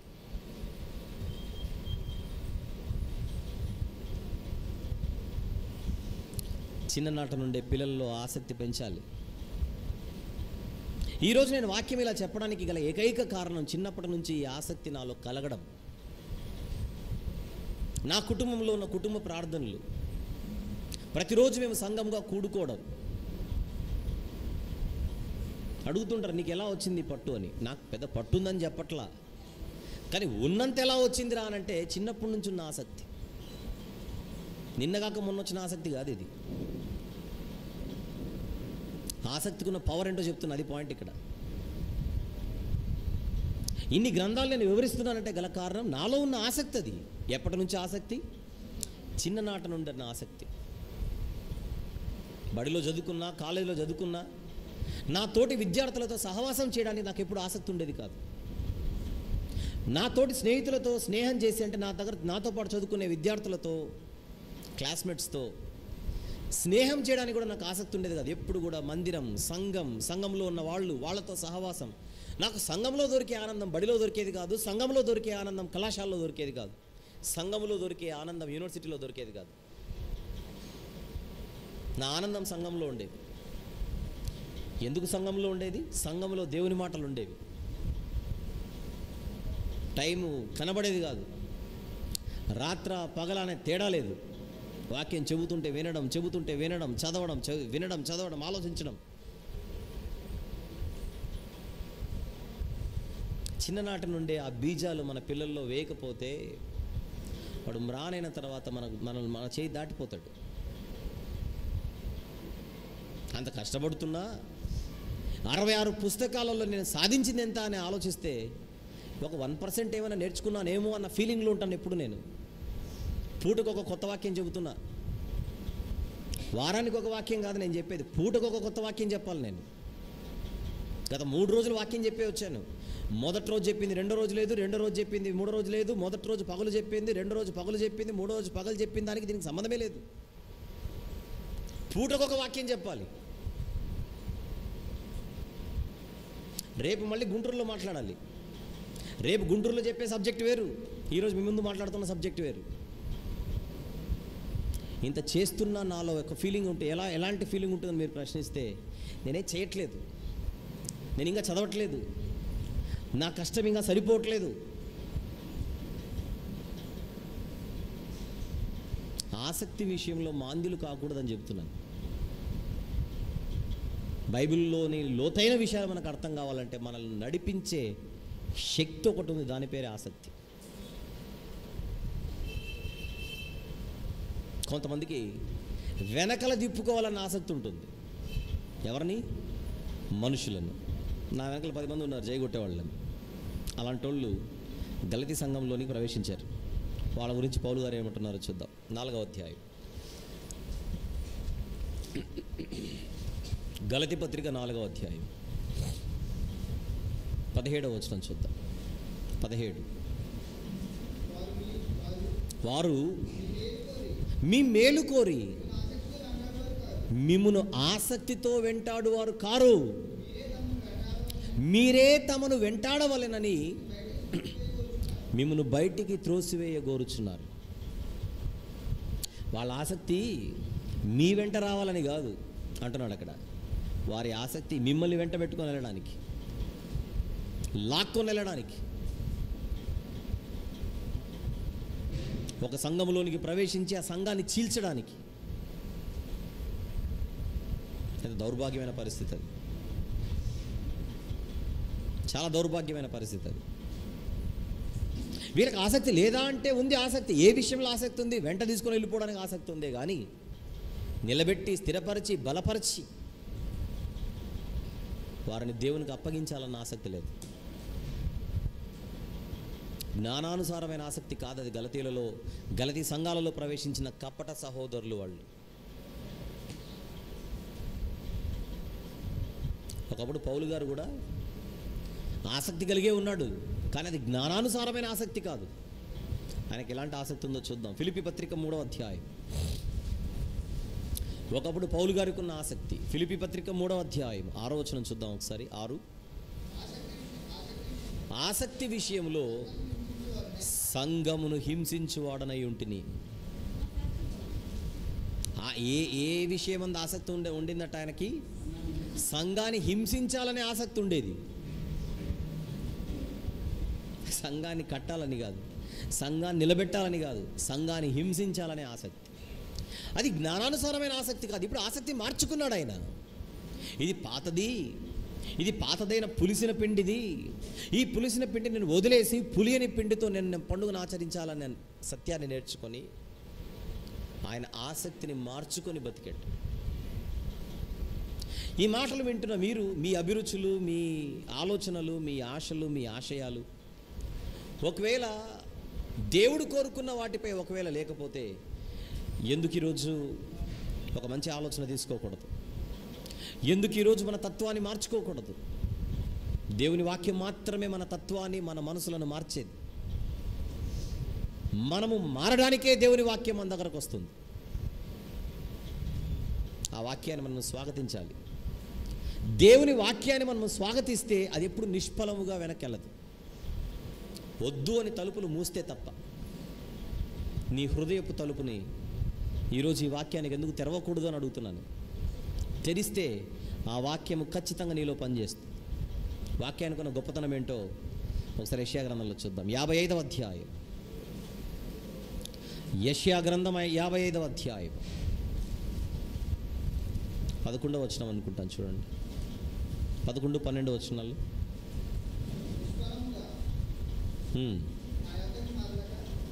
ఎక్కడి నుంచి చదువుతున్నావు?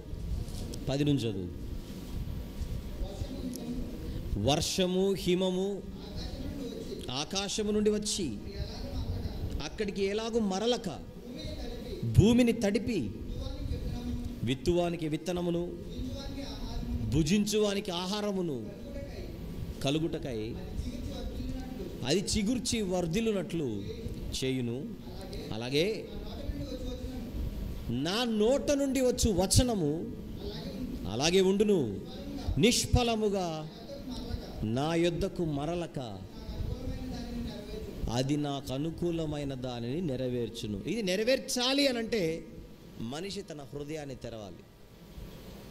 హృదయాన్ని తెరిచి ఆ వాక్యాన్ని స్వాగతిస్తే ఖచ్చితంగా ఆ మనిషి జీవితంలో ఆ వాక్యం పనిచేసి తిరుగుతుంది. ఈ వాక్యం మాట్లాడుతున్న నేనే, ఈ వాక్యము నాకు కూడా అన్న భావనతో నేను చెబుతున్నాను. చెబుతున్న నేను అది నాకు అనుకుంటున్నప్పుడు వింటున్న మీరు మీకు అని ఎందుకు అనుకోకూడదు?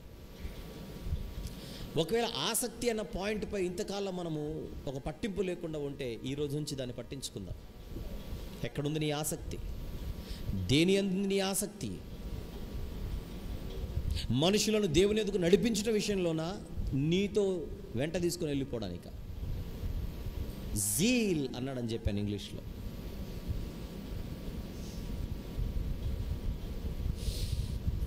పేతురు గారు ఏమంటున్నారో చూద్దాం ఆసక్తి గురించి. తన మొదటి పత్రిక 3వ అధ్యాయంలో పేతురు గారు రాసిన మొదటి పత్రిక 3వ అధ్యాయం 13వ వచనం చూద్దాం ఒకసారి. 13 మీరు మంచి విషయంలో ఆసక్తి గలవారైతే మీకు హాని చేయువాడెవడు? మంచి విషయంలో ఆసక్తి కలిగిన వారు. చదువు మళ్ళీ. మీరు మంచి విషయంలో ఆసక్తి గలవారైతే మీకు హాని చేయవాడేవాడు. ఏ విషయంలో ఆసక్తి కలిగిన వారమై ఉండాలి? మంచి. సమాజానికి మంచి ఎప్పుడు చేస్తాం మనం? జీవాహారాన్ని అందించినప్పుడు. ఎన్నో దానాలు ఉన్నాయి. దానాలన్నిటికంటే మించిన దానమే దేవుని జీవమాటల దానం, దేవుని జీవాహారం అనే దానం. ఇది అన్నదానం, వాక్యదానం. అది మంచి చేస్తుంది. ఆ మంచి చేయుటలో ఆసక్తి కలిగి ఉంటే మనకు హానే రాదు. మనుషుల నుండి హాని రావచ్చేమో, దేవుని నుండి హాని రాదు.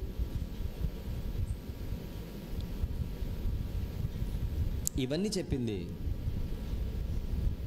ఒకవేళ మనలో మారు మనస్సు అవసరత ఉంటే ఆ మార్పు కోసమే. అదే విషయం దేవుడు చెబుతున్నాడు. ప్రకటన గ్రంథం 3వ అధ్యాయంలో, ప్రకటన గ్రంథం 3వ అధ్యాయం 19వ వచనం చూద్దాం ఒకసారి. 19, నేను ప్రేమించు వారిని అందరినీ గద్దించి శిక్షించుచున్నాను గనుక నీవు ఆసక్తి కలిగి మారు మనసు పొందు. నేను ఎందుకు గద్దిస్తున్నాను? ఒకవేళ నీపైన శిక్షలు విధిస్తే ఎందుకు శిక్ష విధిస్తున్నాను? నేను విధించే శిక్షలను చూసి, నేను గద్దించే గద్దింపును చూసి నువ్వు ఆసక్తి కలిగి మారు మనసు పొందుతావని.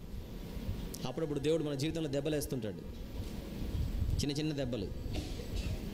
ఆ దెబ్బలు విని, ఆ దెబ్బలు తగిలించుకొని మనం ఏమనుకోవాలి?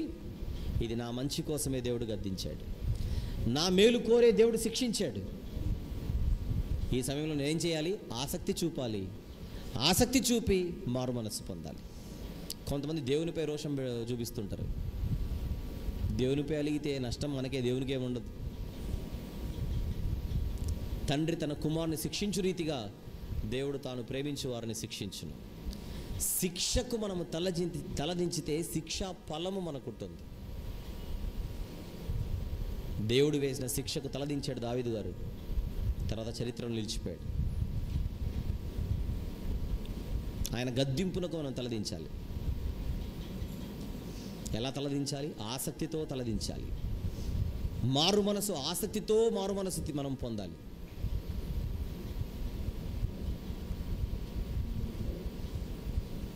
ఉదయం నుంచి మాట్లాడుతున్నాం ఆసక్తి గురించి.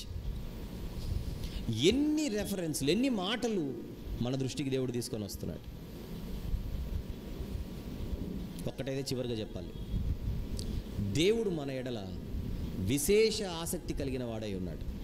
అందుకే కీర్తనకారుడు అంటాడు, దేవా మా ఎడల నీకున్న తలంపులు బహువిస్తారములు, అవి లెక్కించి వివరించేదని అనుకుంటున్నా అవి ఇసుక కంటెను విస్తారంగా ఉన్నవి. ఎంత ఆసక్తి ఆయనకి! లెక్కింపలేనన్ని తలంపులు మన ఎడల కలిగి ఉన్నాడంటే కొలవలేనంత ఆసక్తి మన మీద ఉంది ఆయనకి. అంత విశాలమైన ప్రేమతో ఆయన మనకు దగ్గరకు వస్తుంటే ఆసక్తి లేకుండా మనము ముఖము వెనక్కు త్రిప్పితే మంచిది కాదు. ఒక మంచి సువర్ణ అవకాశం ఈ జీవితంలో దేవుడు మనకిచ్చాడు. దీని యందు మనం ఆసక్తి పెంచుకుందాం. ఒకవేళ అందరికీ శ్రమలు ఉంటాయి, ఉండవని చెప్పట్లా. ఉన్న కష్టాలు చాలు, ఉన్న శ్రమలు చాలు, ఉన్న బాధలు చాలు. కొత్తగా కొని తెచ్చుకోకుండా ఎవరు, ఉన్న వాటి నుంచి బయటపడడానికి ప్రయత్నం చేయండి. వాక్యంలో స్థిరంగా ఉండండి. లేని బంగారం కోసం ప్రాకులాటొద్దు, లేని ఆస్తిపాస్తుల కోసం పరుగులొద్దు. ఉన్న దాంట్లో తృప్తిగా ఉందాం. సంతుష్టికరమైన దైవభక్తి గొప్ప లాభ సాధనమై ఉన్నది. ఉన్న దాంట్లో తృప్తిగా ఉందాం. లేని దాని కోసం పరిగెత్తి కష్టాలు కొని తెచ్చుకొని చివరికి దేవునికే దూరం అయ్యే ప్రమాదం మనం కొని తెచ్చుకోకూడదు. కష్టమైనా నష్టమైనా ఇందులోనే జీవిద్దాం. లాజరు వలె కొద్ది కాలము జీవించి కన్ను మూసిన తర్వాత దేవదూతలే మన కోసం వస్తారు. అబ్రహాము రొమ్మున ఆనుకోవడానికి మనల్ని తీసుకొని వెళ్తారు. అబ్రహాం కావచ్చు, ఇంకెవరైనా కావచ్చు. అలాంటి ముగింపు మనకుంటే చాలా బాగుంటుంది. అలాంటి ముగింపు మనం చూడాలంటే మన ప్రయాణం ఆసక్తిగా జరగాలి, దేవుడు మెచ్చే విధంగా ఉండాలి. ఫినెహాసు, ఏలియా, పౌలు గారు, తీతు గారు, పేతురు గారి మాటలు చూస్తున్నాం. ప్రకటన గ్రంథంలో యోహాను గారు రాసినట్టుగా దేవుని మాటలు మనం చూస్తున్నాం. ప్రభు అయిన యేసుక్రీస్తు వారు, నీ ఇంటిని గూర్చిన ఆసక్తి నన్ను భక్షించుచున్నది. కీర్తనకారుడు అంటున్నాడు, నా విరోధులు నీ వాక్యం మరుస్తుంటే నా ఆసక్తి నన్ను భక్షించుచున్నది. చివరికి పరలోకపు తండ్రి ఆసక్తి కలిగి మన ఎడల తన కార్యం నెరవేరుస్తున్నప్పుడు ఇక సహకరించడం అనేది మన చేతిలో పని. అనేక మంది తన వాక్యానికి దగ్గర అవ్వాలనేది దేవుని ఆలోచన. దేవుని పిల్లలను తన నిజమైన పిల్లలుగా మార్చడానికి, అపవాది పిల్లలుగా మారిపోయిన వారిని దేవుని పిల్లలుగా మనం మార్చడానికి, దేవుడు మనల్ని సాధనాలుగా వాడుకోవడానికి మనకిస్తున్న అవకాశం ఇలాంటి ఏర్పాట్లు, ఇలాంటి సభలు, ఇలాంటి సదస్సులు ఏర్పాటు చేయడానికి. ఈ దేవుని పనిలో అందరము పాల్గొందాం, అందరూ ఒక తలాకు చేయి వేద్దాం, అందరము సహకారులుగా నిలబడదాం. ఎవరు గొప్పోళ్ళు కాదు, మళ్ళీ చెబుతున్నాను, మనం అందరం చాలా పేదోళ్ళమే. ఉన్న పేదరికంలో ఒక్కొక్క చేయి వేద్దాం, 10 మందికి చెబుదాం, వారిని కూడా తీసుకొని వద్దాం. సులభంగా సౌకర్యవంతంగా ఈ సదస్సులను మనం ముగించుకోగలిగితే మరొక సదస్సుల కోసం మనము సిద్ధపడవచ్చు వెంటనే. లేదంటే మళ్ళీ ఇంకొక 4-5 ఏళ్ళు మనం వెయిట్ చేయాల్సి వస్తుంది. అలా కాకుండా మనమందరం కలిసి ఈ చిన్న జీవిత కాలాన్ని సద్వినియోగపరుచుకొని ఖచ్చితంగా ప్రార్థన చేయండి. మన తరములోనే 66 పుస్తకాలు పూర్తి ఖచ్చితంగా అవ్వాలి అని అందరూ ఖచ్చితంగా ప్రార్థన చేయండి. చూద్దాం, విజయమో వీర స్వర్గమో అంటారు కదా, అపవాదితో యుద్ధం, గెలుపు మనదే కావాలి. వాడు తలదించుకొని వెళ్ళాలి. దేవుడు ఈ సంకల్పానంతటినీ మన జీవితాల్లో, మన ద్వారా, మన తరములో నెరవేర్చునుగాక. ఆమేన్. శుభం. ఎవరైనా మీటింగ్ విషయమై ఒకవేళ మీరు మీ ఆలోచనలు, మీ సలహాలు, మీ సూచనలు, మీ అభిప్రాయాలు, మీ సహకారం అవి తెలపగలిగితే మళ్ళీ మనం ఇక నెక్స్ట్ మనం కలుసుకునేది మీటింగ్లోనే. అందుచేత ఎవరు మోమాట పడకుండా, నా వంతుగా నేను ఆల్రెడీ వాగ్దానం చేస్తున్నాను, ఒక